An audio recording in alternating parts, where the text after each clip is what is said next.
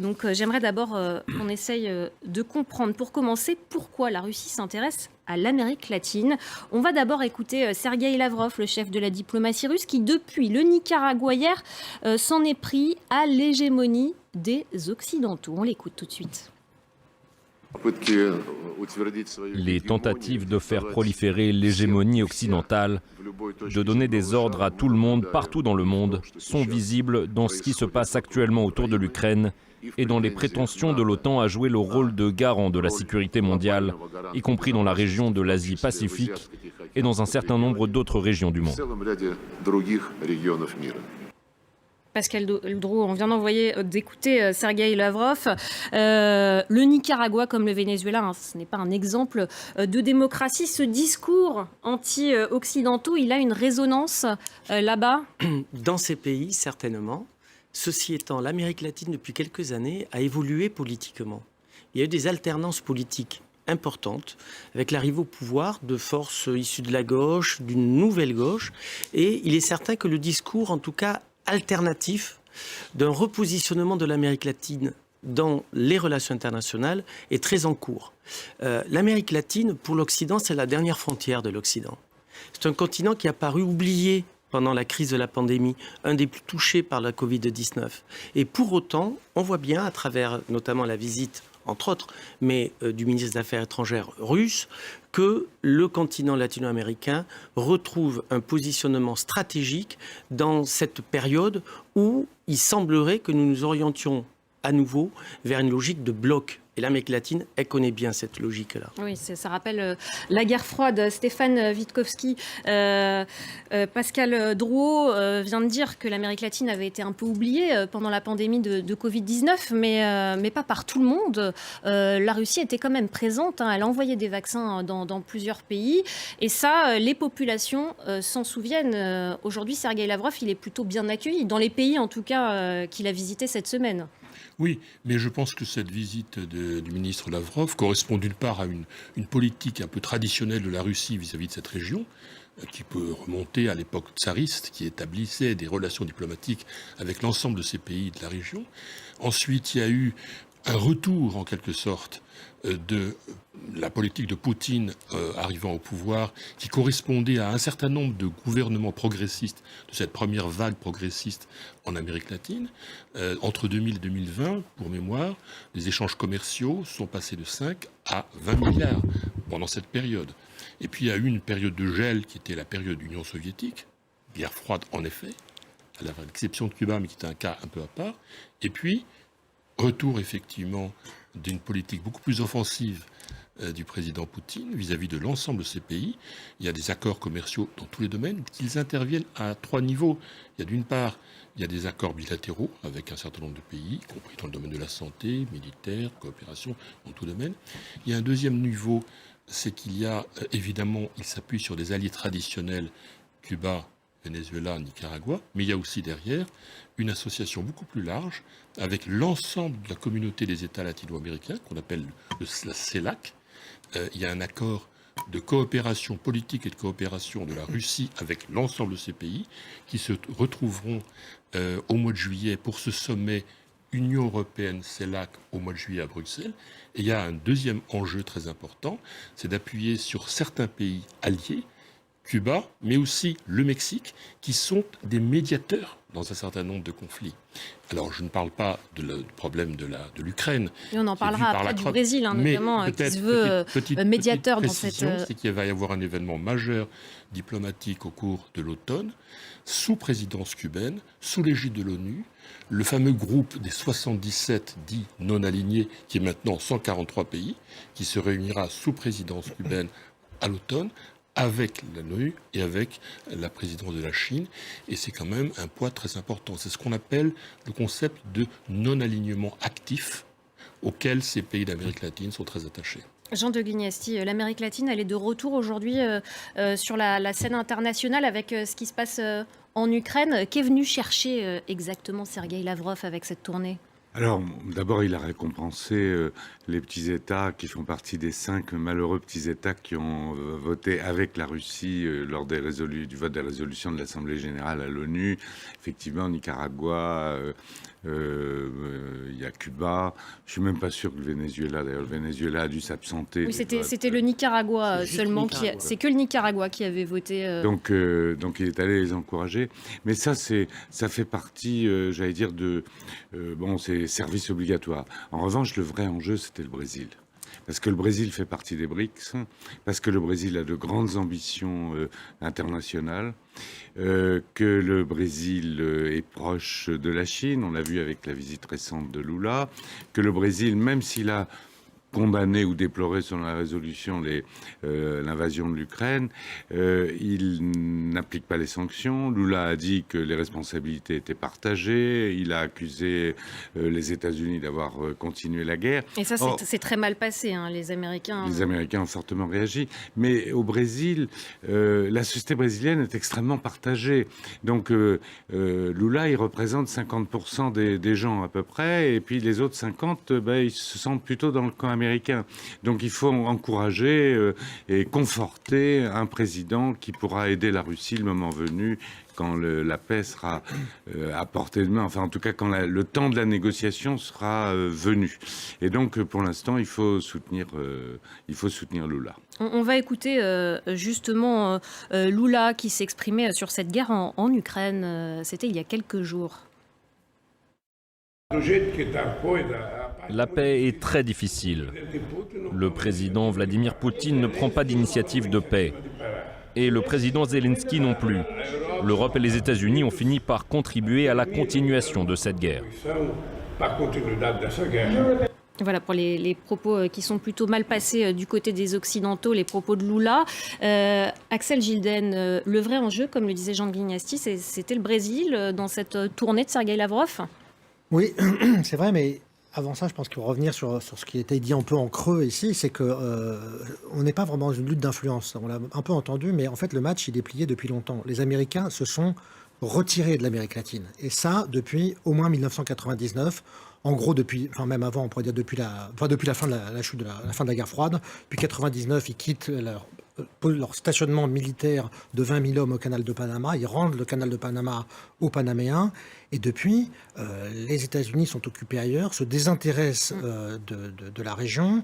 Et on en parlera après, justement, des États-Unis. Il ne faut pas donner l'impression qu'on a une véritable lutte d'influence. Bon, qu'est venu faire Lavrov ? Mais on y reviendra. Mais quand même, Joe Biden, avec le sommet qu'il a organisé en juin dernier, il a essayé de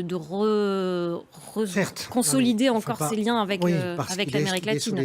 On y reviendra tout à l'heure, en tout cas. Mais continuez. Oui. Non, donc je disais, les Américains n'étant plus là, que viennent faire les Russes. Les Russes, la Russie est un projet international depuis le début, depuis plus de 100 ans. Donc la Russie s'occupe non seulement de la Russie, de son étranger proche, mais même au-delà, pendant la guerre froide, en Afrique et en Amérique latine, notamment via sa filiale entre guillemets cubaine, a toujours été présente dans la région. Et Lavrov vient en effet récompenser et cultiver ses soutiens à l'ONU, d'une part.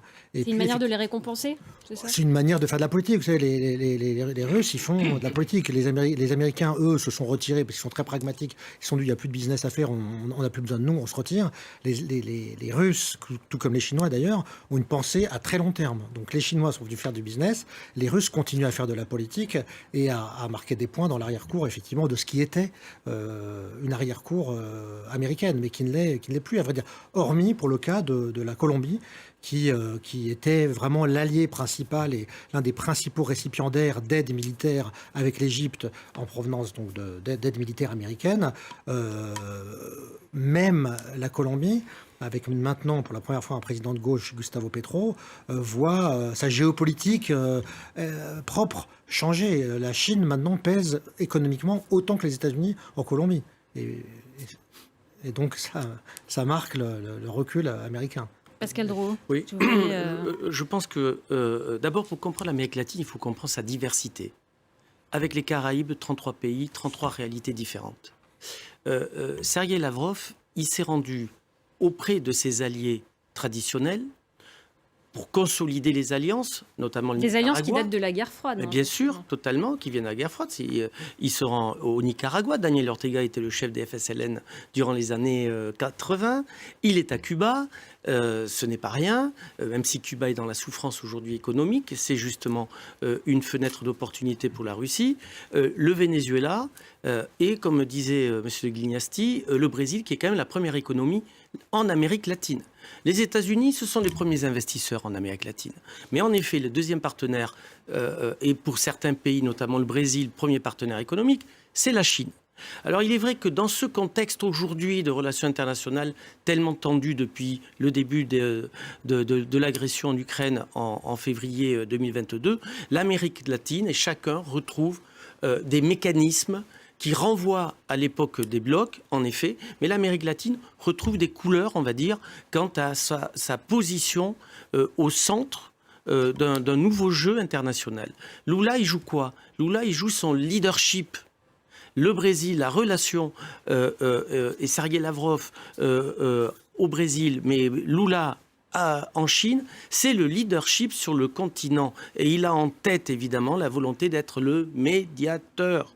Le médiateur d'un continent qui a basculé politiquement, qui en effet aujourd'hui affirme un non-alignement, on va dire, qui n'est en fait que de circonstances, parce que n'oublions pas, et Axel Est-ce que c'est le cas bien, vous l'avez dit aussi, tous les pays, voilà, c'est l'Amérique latine, c'est plein de pays extrêmement différents. Est-ce que ce non-alignement est valable pour tous aujourd'hui? Il est de façade. Il est de façade. Parce que dans les faits, la Chine a fait une entrée fracassante, parce qu'il y a en effet dans certains pays que l'on a cités des alliances qui peuvent d'ailleurs devenir un nouvel axe avec la Russie, qui, elle, se projette déjà dans cette logique de bloc. Les États-Unis, vous l'avez parfaitement dit, je termine, avaient réuni ce sommet à Los Angeles.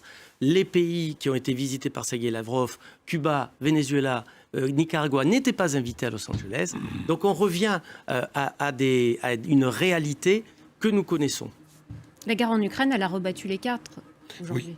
Oui, et l'échec de sommet aux États-Unis, le sommet des Amériques, a été un échec absolu. D'autant qu'effectivement, comme ça a été dit, il y a eu un désengagement des Américains. Symboliquement, regardez la représentation symbolique lors de l'investiture de Lula, 1er janvier. La représentation américaine était extrêmement modeste. C'était un chargé d'affaires de l'ambassade des États-Unis, c'était même pas un ambassadeur, un conseiller des affaires interaméricaines à Washington et un secrétaire d'État à l'intérieur. Et pendant 6 mois, il n'y avait pas d'ambassadeur des États-Unis à Brasilia. Et donc, en fait, il y a en réalité une vraie rivalité qui est sino-russe sur le terrain latino-américain. Et les Américains ont été relégués de fait, et l'Amérique latine n'est plus du tout sa priorité, leur priorité de politique étrangère. Jean de Glignasti, est-ce qu'aujourd'hui il y a une méfiance de la part des populations en Amérique latine, une méfiance vis-à-vis des Occidentaux? Parce que Sergei Lavrov, il a parlé d'une union, Oui. voilà, il a dit je veux faire une union contre les Occidentaux. Est-ce que ce discours, est-ce qu'il a une résonance dans les populations? C'est sur ce plan peut-être qu'on peut parler de bloc, parce que là j'ai une petite nuance. Mais effectivement, le thème de propagande russe, l'Occident collectif, la domination de l'Occident, des valeurs occidentales, le deux poids, deux mesures, enfin, ça c'est une propagande qui porte très fort sur les populations. Et donc sur ce plan, il y a véritablement un bloc avec effectivement le Sud, les 77, tout ça, est réuni sur ce thème qui n'est pas contesté. En revanche, le projet politique d'un pays comme le Brésil, c'est pas le bloc. Le projet politique d'un pays comme le Brésil, c'est plutôt d'être un acteur majeur dans un monde multipolaire, c'est de jouer la carte des BRICS, c'est de négocier avec la Chine quand c'est nécessaire. On l'a vu avec pour les Lula importations de quand soja. il était en Chine. Hein. Voilà, mais de soutenir à moitié les Russes pour se positionner. Donc en fait, chacun joue un peu son jeu, uni par une contestation globale de la domination occidentale. Et sur ce plan, on peut parler de bloc. Et puis, Axel Gidlen, la Russie, elle étend son influence aussi via ses médias, hein, notamment Sputnik ou encore RT, qui sont assez présents en Amérique latine aujourd'hui. Oui, ça fait partie de la guerre hybride qu'on a connue, enfin qu'on connaît toujours ici en Occident, y compris en Europe, même si ces deux médias ont été interdits en France. Donc effectivement, la Russie étend son influence dans tous ces pays. Mais une question sur le leadership brésilien. Parce qu'en fait, comme l'a dit M. l'ambassadeur, effectivement, le Brésil, il n'y a pas photo, c'est un géant. C'est le pays le plus puissant qui pèse véritablement à la fois diplomatiquement et économiquement. Mais en fait, le Brésil est, je veux dire, auto-centré et joue un peu sa propre carte. C'est d'ailleurs un pays qui ne découvre pas le non-alignement. C'est fait partie de sa doctrine diplomatique, y compris pendant la dictature. Les militaires, c'est une dictature, donc 1964-1985 au Brésil, longue dictature, les militaires ne se sont pas alignés sur les Américains. Ils étaient restés à équidistance. Donc il y a un projet nationaliste brésilien, d'une part, et après il y a une volonté, je pense, j'en suis sûr même, enfin tout ce que tout le monde dit, que chez Lula, de rentrer dans l'histoire aussi. Lula, là c'est son dernier mandat, il a une volonté de faire exister le Brésil déjà dans ses 2 premiers mandats par une diplomatie sud-sud, et aussi en essayant d'exister sur la scène internationale, notamment avec la mission militaire d'interposition, il me semble, à Haïti, qui a été lancée par le Brésil. C'était la première fois que le Brésil se projetait à l'étranger. Et puis maintenant, Lula veut jouer un rôle, à mon sens, assez bizarre, comme on vient de le voir, en disant que non seulement Poutine ne fait rien pour la paix, mais que Zelensky non plus. Mais le pauvre Zelensky, il n'a pas demandé à faire la guerre. Donc là, il y a une espèce d'hypocrisie. Après, il est revenu, il est quand même revenu sur ses propos. Avec Lula, moi. Il est revenu sur ses propos, Lula, mardi. Oui, il est revenu. Voilà, finalement, il a dit, parce que ça avait suscité la colère des Américains, finalement, En quelque sorte, il est un petit peu récidiviste, parce que dans son interview de Time de l'année dernière, il avait déjà été extrêmement sévère vis-à-vis de Zelensky en le traitant de mec et en lui disant qu'il fallait qu'il arrête de faire son show parce qu'il voulait faire son intéressant en tenant tête à la Russie. Je crois qu'il sort un peu de l'écran, là. Il dérape un peu. Mais finalement, les Occidentaux ont beaucoup salué l'arrivée de Lula au pouvoir au Brésil. Outre le talent personnel, politique et diplomatique de Lula, qu'il faut rappeler même, Bien sûr. il faut insister sur le professionnalisme de la diplomatie brésilienne, qui est tout à fait exceptionnelle, est une des meilleures de toute l'Amérique latine. Oui. Ils ont rappelons quand même, à la fin du second mandat du précédent, le mandat de Lula, les échanges économiques du Brésil avec les pays arabes avaient été multipliés par 4, multiplié par 5 avec les pays d'Afrique. Il y avait une politique d'influence africaine pour l'ensemble de ces pays-là.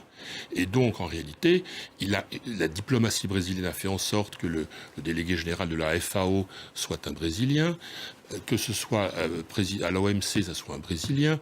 Donc, dans tous les postes diplomatiques, ils sont extraordinairement Donc c'est surtout un soutien du Brésil qui est venu chercher Sergueï Lavrov pour revenir à... Au-delà des BRICS, l'idée de la visite aussi de Lula est allée aussi en Arabie Saoudite, c'est d'élargir les BRICS à d'autres partenaires, avec cette politique sud-sud qui a été particulièrement marquante sous sa présidence, qu'il renforce et qu'il développe, et qui trouve un écho naturel dans effectivement un certain nombre de considérations de ces pays par rapport à ce conflit qu'ils ne considèrent pas comme leur conflit. Pascal Drou. En même temps, Lula, et ce que dit Stéphane est très vrai, il se rêve en médiateur. Mais pour être médiateur, il faut être leader. Donc c'est vrai qu'en Amérique latine, vous avez parfaitement raison, le Brésil, première économie, une entité qui pèse, mais pour autant qui a aussi un adversaire, un concurrent, c'est le Mexique. Qui lui aussi se rêve en sphère d'influence, et cela a été rappelé sur le continent. Mais pas seulement. Lula, d'abord, sait parfaitement que le Brésil a changé depuis ses présidences. Plus d'une décennie a passé. La Covid-19 a frappé le Brésil. 100 millions de Brésiliens vivent dans des conditions précaires. Ou extrêmement précaires. Donc on voit bien par ailleurs la fragilité politique. Nous nous rappelons tous des événements brésiliens. Donc Lula, aujourd'hui, c'est une figure internationale et il sait qu'il doit accélérer sur la scène internationale pour asseoir également son influence sa force politique à l'intérieur du Brésil. Sur le continent. Bien sûr, et le continent. Oui, c'est sûr qu'effectivement, il y a cette préoccupation de politique intérieure et c'est toujours payant. Il y a plusieurs choses pour Lula. D'une part, il y a effectivement la question des BRICS. Il y a aussi une relation personnelle qui existait, une relation qui existait entre le Brésil, entre Poutine et lui, qui sont deux personnages qui se sont rencontrés à de nombreuses reprises lors des les premiers mandats de Lula. Et puis, je ne sais plus ce que je voulais dire. On va, Donc ça va me revenir. on y reviendra tout à l'heure. Si vous le voulez bien, on va parler maintenant de l'influence américaine justement sur le continent, sur l'Amérique latine. On l'a évoqué tout à l'heure. Face à cette offensive russe, mais aussi chinoise, les États-Unis, eux, ils tentent de rétablir leur influence historique. Gustavo Petro, il doit rencontrer aujourd'hui Joe Biden à Washington pour la première fois depuis son arrivée au pouvoir. On va tout de suite à Washington justement retrouver Mathieu Mabin, notre correspondant. Mathieu, bonsoir. Qu'est-ce qui sera au menu de cette visite du président colombien à la Maison-Blanche ? Alors d'abord, beaucoup de choses ont été dites sur votre plateau et j'ai peur de faire un peu de répétition. Mais clairement, cette visite de Gustavo Petro s'inscrit clairement dans la continuité des démarches précédemment accomplies par l'administration Biden et que vous avez évoquées au cours de la demi-heure écoulée. Et notamment dans la continuité de la visite d'Anthony Blinken à Bogota, peu après l'élection du nouveau président colombien, vous vous en souvenez. On l'a dit, on peut raisonnablement considérer que cette visite comme un signal, comme l'affirmation par Washington que ni le passé de guerriero de Gustavo Petro, ni le fait qu'il soit le premier président de gauche de Colombie ne sont réellement des obstacles insurmontables à la coopération des deux pays, clairement. On se souvient clairement de la désaffection de Donald Trump, il n'est pas nécessaire de revenir dessus, pour le sous-continent américain. Alors même si on n'est pas de retour à l'ère Reagan, il y a chez Joe Biden ce réalisme politique tout à fait clair qui de toute façon le contraint à renforcer les partenariats avec ses voisins du Sud. Plusieurs sujets brûlants sont sur la table, à commencer par un problème commun qui est évidemment la lutte contre le narcotrafic avec chez Gustavo volonté de rompre avec le tout répressif. Une approche qui intéresse évidemment Washington, mais pour cela, le président colombien va devoir convaincre. L'entrée massive de produits stupéfiants aux États-Unis en provenance, entre autres, de Colombie, et on pense tout particulièrement aux opiacés sous toutes leurs formes, qui font de véritables ravages ici. Cette catastrophe aussi économique que sociale pour les États-Unis impose de toute façon à Joe Biden d'échanger avec ses homologues. Et ensuite, l'ambition de paix totale sur laquelle Petro a été élu il y a 10 mois est également dirigée vers les innombrables groupes armés liés au narcotrafic ou pas, et aux guérillas de Colombie. Ce programme, qu'on peut raisonnablement qualifier d'ambitieux, c'est le moins qu'on puisse dire, promet aussi d'être coûteux, puisqu'il consiste concrètement à acheter au moins partiellement la paix. Vous l'aurez compris, Gustavo Petro vient demander de l'aide financière à Joe Biden et au département du Trésor américain.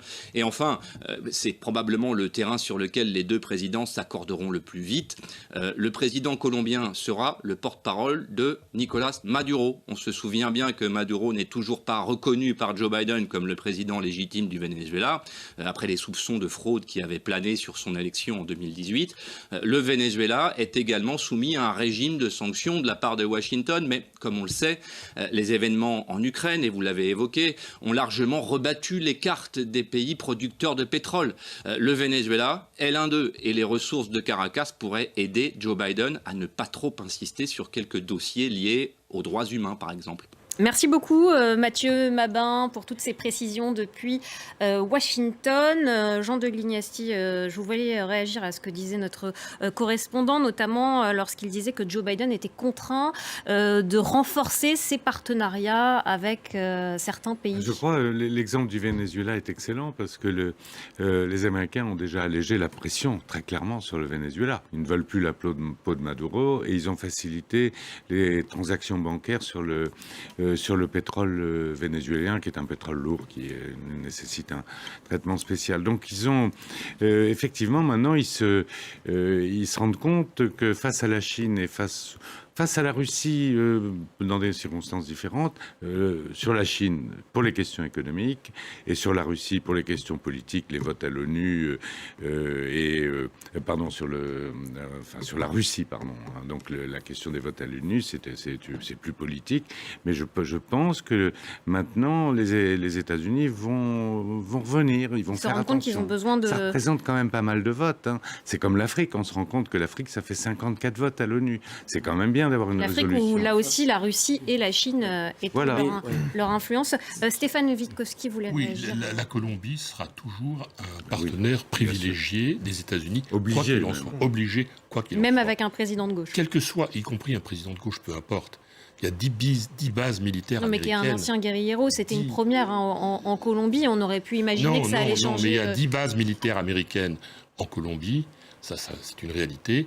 Il y a toujours eu une coopération policière, militaire, entre la Colombie et les États-Unis. Et ça, c'est un élément qui ne pourra pas changer. C'est pas des très Moi, il grosses me bases. semble, en fait, Évidemment. C'est pas des très grosses bases. la visite de Non, mais enfin, Gustavo ce sont des Petro, bases. S'agissant du Venezuela, il est évident que pragmatisme prévaut et évidemment Ouais. les licences pétrolières de grandes compagnies américaines ont dicté le changement de position de Washington vis-à-vis de Maduro. Et ça, c'est lié aussi à la guerre en Ukraine. Hein. Parce Évidemment. qu'aujourd'hui, les États-Unis ont besoin. Évidemment. La Les visite de- États-Unis sont Ouais. autosuffisants Ouais. du point de vue énergétique. Ils n'ont pas du tout besoin, personnellement, de pétrole Ouais. vénézuélien.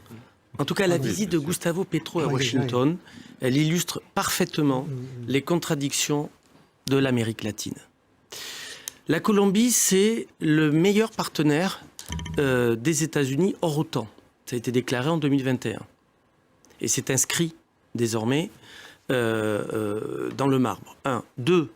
Gustavo Petro, en effet, il a été élu l'année dernière. Il vient de mouvement de gauche. Enfin, c'était dans les années 80. On est dans un autre temps. Les années ont passé. Mais il vient, en effet, porteur d'un message avec le Venezuela, parce que devant l'OEA, et on a vu les images, il a demandé à l'OEA tout à l'heure que soit redéfinie la charte de l'OEA. Ce qui est assez incroyable, pour permettre le retour notamment du Venezuela et sans doute de Cuba. Donc ça, c'est quelque chose de fondamental. Et en effet, notamment compte tenu de la lutte contre le narcotrafic et du fait que la Colombie est le premier producteur mondial de cocaïne et que les États-Unis offrent un marché extrêmement important, les liens de toute façon sont stratégiques. Ceci étant, Gustavo Petro, aujourd'hui, il est en difficulté. Il est en difficulté parce que la paix totale, c'était un programme l'année dernière qui consistait à faire la paix, à parler avec tout le monde et à faire la paix avec les dissidents des FARC, avec le LN, avec les narcotrafiquants, le clan du Golfe et avec les groupes d'autodéfense. Un an après, la violence est en train d'exploser en Colombie et c'est vrai qu'il y a des limites qui apparaissent sur le plan politique. Et Gustavo Petro, il va à Washington Donc il a besoin des plaider la États-Unis cause du Venezuela. Vous prenez le budget militaire américain, ou plus exactement la répartition de l'effort militaire américain sur la planète Terre. L'effort qui est consacré à l'Amérique latine est de 1 sur 100 environ. C'est rien du tout. Donc ça montre le désintérêt de l'Amérique pour ce continent. Mais depuis quand? Que depuis la fin de la guerre froide et depuis ça s'est accéléré Avec autour Trump. des années 2000 avec le retrait, je vous l'ai dit tout à l'heure, des Américains du canal de Panama et la montée en puissance de la Chine et du commerce, notamment à commencer par le Brésil avec la Chine. Et donc les Américains et le Pentagone depuis 20 ans ne cesse d'alerter la Maison-Blanche et le Congrès, de dire mais il faut absolument qu'on s'intéresse à l'Amérique latine, il faut absolument qu'on fasse quelque chose, il faut qu'on y retourne, et ils n'y arrivent pas. Mais pour le Donc, coup, je veux dire, voilà, donc Non, je veux dire, il faut, ouais. il y a Non, pas, je encore une pense fois, il n'y a que- pas de ouais. match. L'Amérique latine qui était. Parce que les Américains ont bon dos dans cette histoire. C'est toujours la faute des Américains. Mais je veux dire, les Américains, ils sont partis depuis bien longtemps. Ils ne font plus de coup d'État en Amérique latine, par exemple. Ça s'est fini dans les années 70 aussi. Donc on peut. Non mais oui, la CIA elle-même n'est pas très opérationnelle sur place par comparaison avec plein d'autres régions du monde Mais où la elle puissance, fait son effort, ouais. elle mène ses efforts. Ouais. Donc voilà, la les gens qui sont vraiment présents, les pays qui sont vraiment présents en Amérique latine, c'est 1 la Chine, je pense, et 2 la Russie dans les grandes puissances. oui, enfin. Mais les États-Unis, Moi, je- Oui, il y a de beaux restes. mesure, oui, mais- non, les États-Unis tentent quand Tout même. l'argent mais est à d'abord Miami. parce que, Bah, bien sûr. mais bien sûr, Les États-Unis tentent quand même, on l'a vu Mais parce que les avec Joe États-Unis- Biden, tentent quand même de Mais bien sûr. revenir Mais bien sûr. en D'abord, Amérique Joe Biden latine. connaît parfaitement l'Amérique latine. Il l'a parcouru dans tous les sens lorsqu'il était notamment président de la Commission des Affaires étrangères. Et un des pays qu'il connaît le mieux, c'est la Colombie. Rappelez-vous l'alliance avec Andrés Pastrana il y a 20 ans, le président qui a engagé des négociations avec les FARC. Joe Biden était tout le temps fourré à Bogota. Et quand c'était pas à Bogota, c'était au fin fond de la jungle. Et il a fait ça pendant des années. Il connaît parfaitement. Bon, maintenant, on parle de raisons d'État. Les États-Unis n'ont pas besoin de se battre comme nous avons pu le connaître il y a quelques décennies. Pourquoi ? Parce que culturellement, psychologiquement, mais ils sont présents partout. Mais bien sûr. Et elle passe par quoi, cette influence américaine aujourd'hui? Par l'argent. Parce que effectivement, l'argent de tous les hommes d'affaires, des riches d'Amérique du Sud et d'Amérique latine, c'est à Miami ou à New York, mais surtout Miami. Miami, c'est une ville d'Amérique du Sud, hein, c'est clair. C'est une ville cubaine, mais Et il n'y a plus d'influence, il n'y a plus d'influence politique aujourd'hui, d'exportation de la démocratie, ça c'est terminé. Il y a un autre élément, mais moi je ne suis pas un grand spécialiste des États-Unis, mais il est clair que les États-Unis sont en train de se latiniser. Donc il y a une proximité de culture qui n'existait pas il y a 40 ans. Il y a 40 ans, c'était le blanc qui venait mettre son ordre en Amérique latine. Maintenant, c'est différent. Maintenant, vous regardez les noms des leaders américains, il y en a un sur 3 qui a un nom latino. Donc c'est là que l'influence américaine est forte. Ils n'ont pas besoin de déployer des troupes de toute façon, puisque quand on regarde les budgets militaires des pays d'Amérique latine, il est en général inférieur à 1% du budget, sauf quand ils n'ont pas d'armée en plus. Donc c'est très peu de choses. Ils n'ont pas besoin de ça, les Américains. Et en même temps, Stéphane Witkowski, pendant la pandémie de Covid-19, finalement, les États-Unis ont tardé à fournir des vaccins dans de nombreux pays d'Amérique latine. Et là, la Russie en a profité. Elle a donné pas mal de vaccins, Sputnik, et ça... Des vaccins russes, des vaccins chinois, des vaccins cubains. Les Cubains ont produit 5 vaccins anti-Covid. Mais comment expliquer que les États-Unis étaient autant en mais je crois que, comme le disait Monsieur l'ambassadeur, les enjeux politiques intérieurs aussi aux États-Unis sont majeurs, et les lobbies comptent énormément de plus en plus parce que la société est de plus en plus latino-américaine, et surtout qu'il y a quelques hommes politiques qui jouent des rôles essentiels, comme Marco Rubio au Sénat, et en particulier des personnalités qui sont beaucoup plus importants pour les enjeux de réforme et de politique intérieure et d'élection aux États-Unis que l'Amérique latine, qui ne peut pas être une priorité de sa diplomatie étrangère. Mais c'est tellement pas une priorité que les États-Unis ont perdu le Venezuela, qui était quand même un peu le joyau de la couronne. C'est là où ils avaient toutes leurs entreprises pétrolières. Donc je veux dire, on peut pas quand même dire que les Américains ont une diplomatie, une politique très efficace, très réussie. Et même en Colombie, ils sont sur le recul. Je ne vois pas tellement où on va en disant que c'est... Gardez en mémoire la diversité du continent latino-américain. La priorité sur le Mexique, l'Amérique centrale, c'est les migrants. C'est la priorité. Avec la définition de statut particulier pour les pays d'Amérique latine, je pense notamment au Guatemala, Third Safe Country, des dispositifs qui ont été mis en place depuis des années. 1. 2.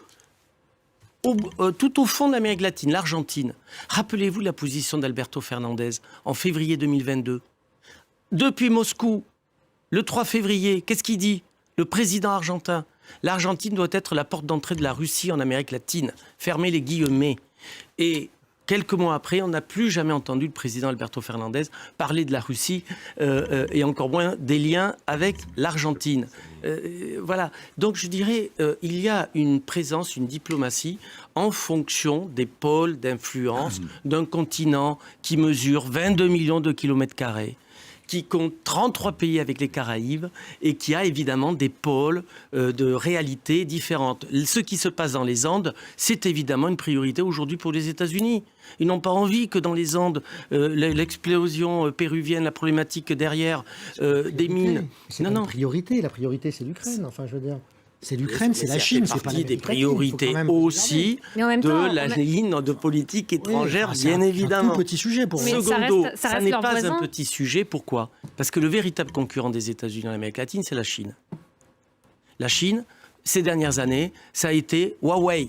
Ça, c'est une priorité pour les États-Unis. Donc, ils n'ont pas envie de voir la Chine qui s'implante. Et la Chine, et je l'ai parfaitement vu, moi je l'ai vécu, je l'ai parfaitement vu pendant 15 années dans l'industrie. J'ai bien vu la présence de la Chine grandir, mais je vois aussi les dispositifs qui sont mis en place. Grandir sur le plan énergétique. L'Équateur, c'est Channel Land, par exemple. Sur le plan énergétique. Au niveau des infrastructures, que ce soit au Panama, où la Chine a parfaitement réussi son entrée, le Mexique, le Brésil, c'est le premier partenaire, évidemment. Jean de Glignesti, vous vouliez réagir. Les États-Unis aussi, ils veulent pas voir donc cette influence chinoise à leurs frontières, parce que finalement l'Amérique latine, hein, Oui, alors c'est très proche. Bien entendu, la priorité américaine, c'est la Chine, même beaucoup plus que l'Ukraine. Mais je crois que la guerre en Ukraine a déclenché, comme on dit maintenant, un jeu des plaques tectoniques, et que ce qui se passe en Amérique latine, c'est pas fondamentalement différent de ce qui se passe dans les pays d'Asie ou même ailleurs. C'est-à-dire que, en fait, chacun de ces pays a des ambitions dans un monde multipolaire. Il n'y aura plus de bloc. Il n'y aura pas vraiment de bloc en dehors de ce refus de la domination occidentale, notamment sur le plan axiologique, enfin, les valeurs, tout ça. Ça, ils n'aiment pas beaucoup. Et les 2 poids, 2 mesures, tout ça. Mais en dehors de ce point commun, chacun veut accéder à la puissance. Et donc là, il va falloir que les États-Unis aient un jeu beaucoup plus subtil en prenant en compte ces aspirations à l'autonomie nationaliste, il faut le dire, de l'ensemble de ces pays, mais partout dans le monde. Ça va être le cas avec l'Indonésie, ça va être le cas en dehors des puissances qui sont proches du bloc, alors là, occidental, comme le Japon et la Corée. Et encore, on sent bien que ça craque un petit peu, parce que quand le président français est allé en Chine, on a senti qu'au Japon, il trouvait que c'était peut-être pas mauvais qu'il ait un peu dit que Taïwan, le statu quo c'était bien, mais que, enfin bon. Donc on sent bien qu'on est dans un monde qui est en train de changer, où il y a une sorte de bloc atlantique qui d'ailleurs a des voix très légèrement dissidentes, comme la France. Et puis il y a tous ces pays qui veulent émerger à la puissance, dont les pays d'Amérique latine, parce qu'effectivement, le Brésil au premier chef, mais comme on l'a dit très justement, le Mexique et l'Argentine a des ambitions. Donc la diplomatie américaine se devra d'être beaucoup plus diversifiée, elle l'est d'ailleurs, avec des approches différentes selon les pays, et avec la prise en compte du pays qui a quand même les principales ambitions en matière de politique étrangère, c'est-à-dire le Brésil, qu'il faudra traiter spécialement. Il faudra regarder de beaucoup plus près la rivalité entre les Russes et les Chinois sur le terrain latino-américain. Juste un exemple. La décision qui a motivé essentiellement Barack Obama en décembre 2014 de rétablir les relations diplomatiques avec Cuba, constatant que les États-Unis étaient de plus en plus isolés sur la région américaine. Il avait compris que la visite de Xi Jinping en août 2014 à Cuba, quelques semaines plus tard de la visite de Poutine à Cuba, annulant les dettes, etc., et nous en plein de partenariat. Il a compris qu'il fallait absolument que les États-Unis ne soient pas totalement évincés.